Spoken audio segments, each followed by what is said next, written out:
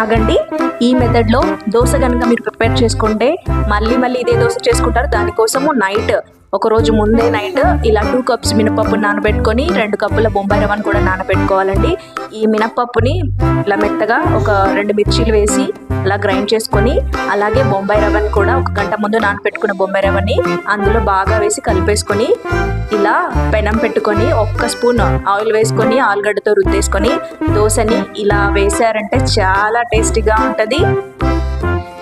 ఇలా కొంచెం మందంగా దోశని వేసుకున్న తర్వాత దోశ బాగా కాలిన తర్వాత ఇలా టర్న్ చేసుకోండి. దీన్ని పల్లి చట్నీతో తీసుకుంటే చాలా సూపర్గా ఉంటుందండి. ఒక్కసారి ట్రై చేసి కామెంట్ కూడా చేయండి, షేర్ చేయండి. ప్లీజ్ నా ఛానల్ని సబ్స్క్రైబ్ కూడా చేసుకోవచ్చు కదా. ఆగండి, ఈ మెథడ్లో దోశ కనుక మీరు ప్రిపేర్ చేసుకుంటే మళ్ళీ ఇదే దోశ చేసుకుంటారు. దానికోసము ఒకరోజు ముందే నైట్ ఇలా 2 కప్స్ మినపప్పు